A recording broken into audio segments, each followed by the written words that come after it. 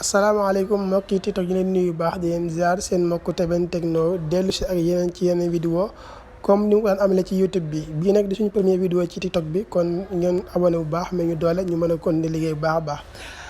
mbokk yi nga xam ne tey suñu vidéo bi dañ si jàngale rek